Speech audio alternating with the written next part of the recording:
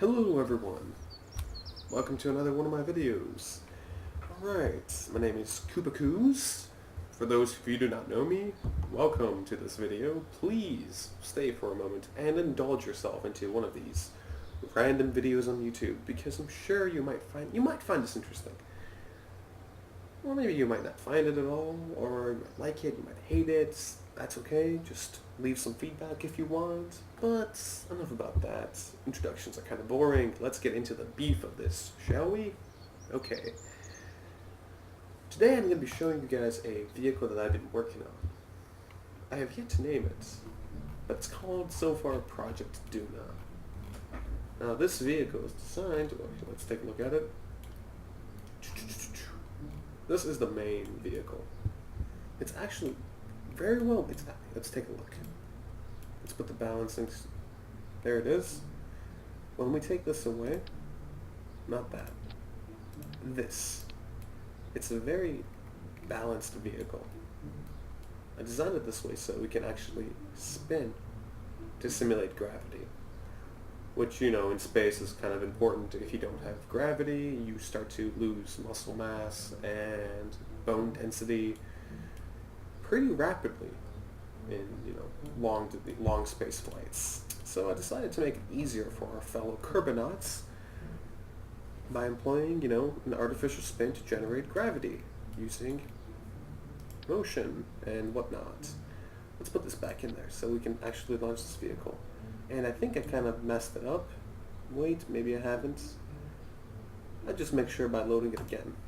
So it's Project Duna. So let's go back to Project Duna. Project Duna, Project Duna, Project Duna. I have a lot of saves. I actually need to make better names for my crafts. Yeah.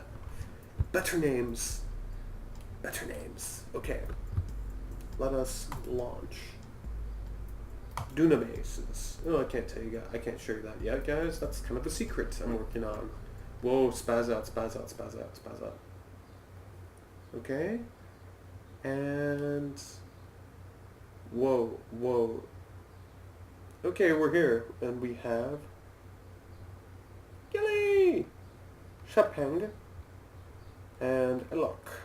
I hope I did not butcher your guys' names, but today you're going to be flying this wonderful vehicle into space. So we got SAS engaged. We're going to throttle up, not to 100%, but we're going to throttle up to about 80% thrust. And we're going to engage. Let's just see where our trajectory will take us. Are we anywhere in a cool spot? Not yet. Let's do this at sunrise. Good. We're going to be burning towards the sun. Whoa. 3, 2, 1, engage. Okay, we're taking off. So yeah, this rocket's using a mainsail, and a lot of these, well, I forgot the names of them, forgive me, but so far it's relatively stable. It's a good design. It's got enough fuel to make it into orbit. Actually, this entire stage is going to make it into suborbital trajectories, and then we're going to be using this fuel tank over here, part of the system, to carry these two atomic engines to push us into a stable orbit. So we're going to be disengaging a few things,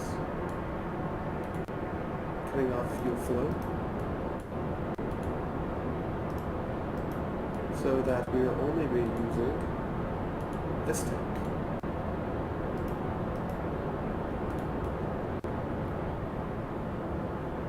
It's a bit wobbly, but relatively stable. And I'm using the latest updated version of KSP to run this. I used the KSP version 20 when I made this craft, so I really have never tested this in the newer version, or in the latest version of KSP. So far it's, you know, holding its own. We're going to increase some throttle, just a bit. Maybe up to about less than approximately 90% thrust.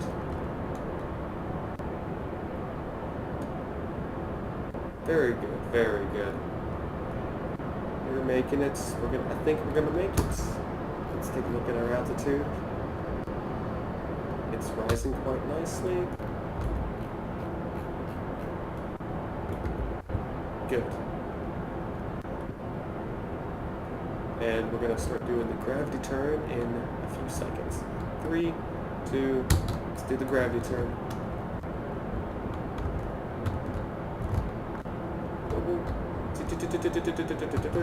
That's it. Stay on this trajectory. Stay on this trajectory. Yay, it's rising. Our apoapsis is rising, which is important to get into orbit. You know, most people forget that. Come on, 600 velocity. Get us to 700. Get us to higher velocities.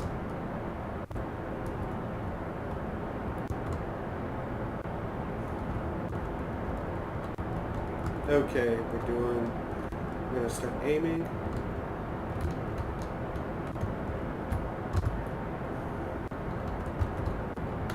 Let's see where we are.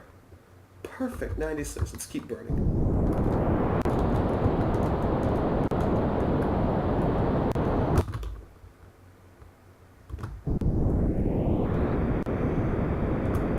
Let's get our thrust. Let's get us all the way out here.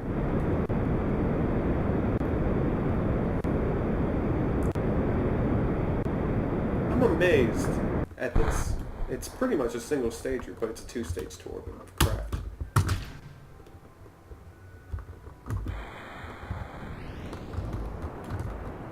Whoa, whoa, whoa, that's not good. Yay, we're spinning, which is not fun. Let's get this craft stable. Stabilize this craft. Stabilize SAS, SAS, SAS, come on, SAS. Okay, come on. Okay, good, good, good, good. We're stabilizing. Are we stable? We are stable. Let's continue the burn. Let's continue to raise our apoapsis with this fuel tank. I want to get us as far out there as possible so we can use the assistance of the Oberth effect.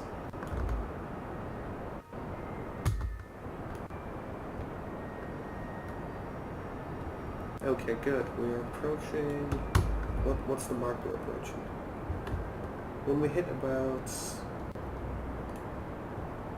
235, I'll stop. There we go. Let's plan a maneuver node.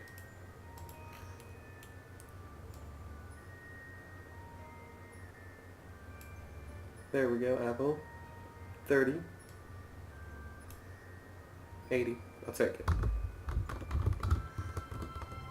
So we need an additional 878 meters per second, which is roughly just under a kilometer. Good.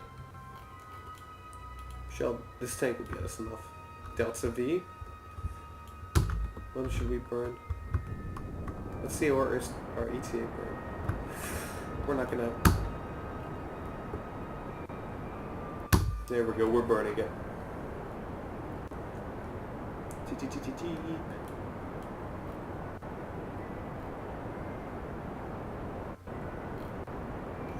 I'm really amazed at the atomic engines. You know, they're efficient, they're slow. You know, the thrust.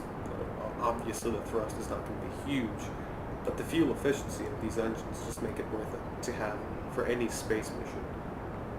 They're pretty much a must to have. If you don't have them, you might as well not use any other engine.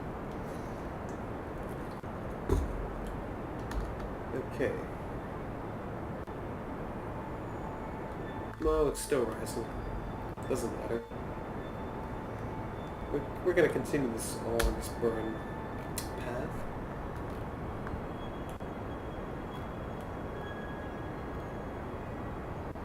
I'm increasing, which is a good thing. Come on. 600 meters per second. Excellent. Well, we're doing approximately 1,400 kilometers a second.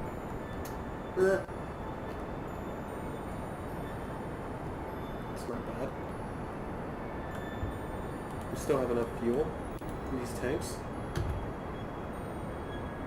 What I'm gonna do is... No, we still have enough. We're gonna make it.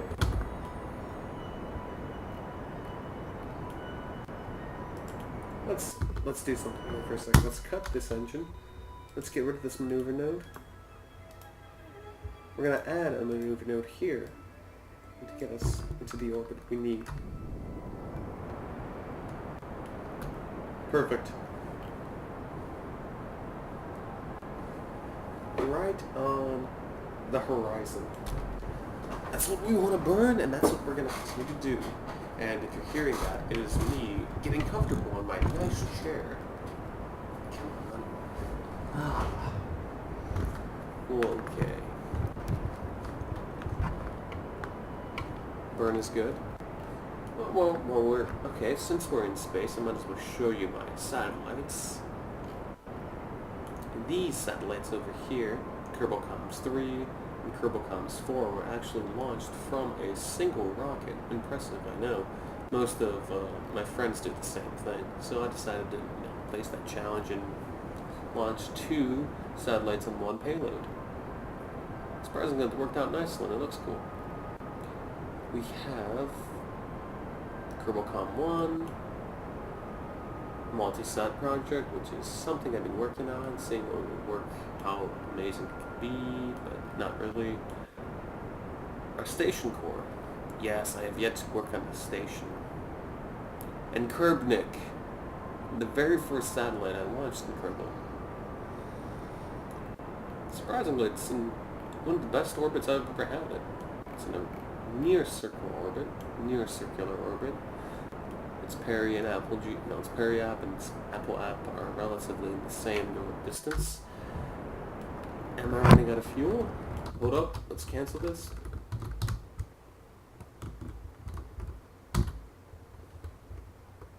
Let's bring ourselves up, down.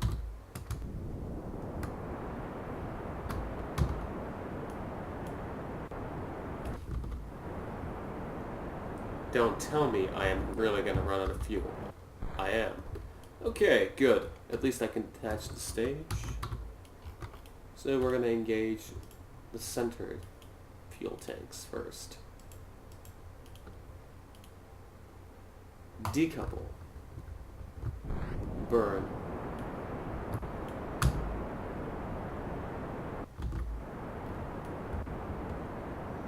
Goodbye.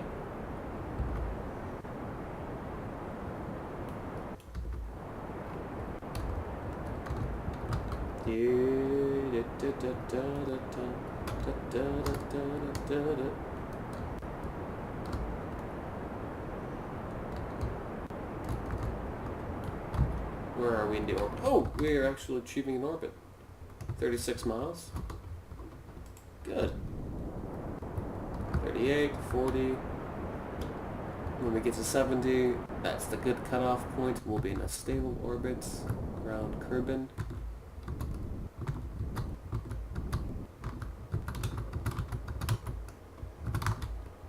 I'll add a few more meters just to be safe. Good. 200. Excellent. Stable orbit of Kerbin has been achieved. I am satisfied. And surprisingly, if you think about it, we only did it in two stages. You know, the launch stage, the launch vehicle itself, a fuel tank, and then the final stage, which is the craft itself. So, before I end this video, let's extend the panels and commence an artificial spin.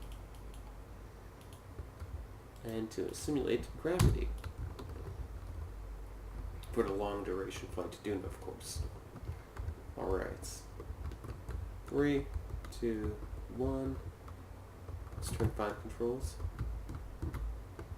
And turn it off. There we go.